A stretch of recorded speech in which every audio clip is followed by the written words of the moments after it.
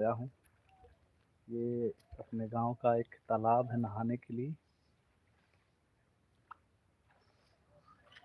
देखिए दोस्तों,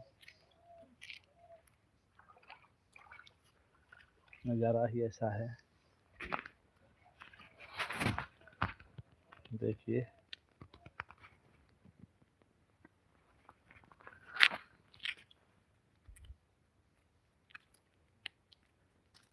बहुत अच्छा लगता है, पतला पानी है यहाँ।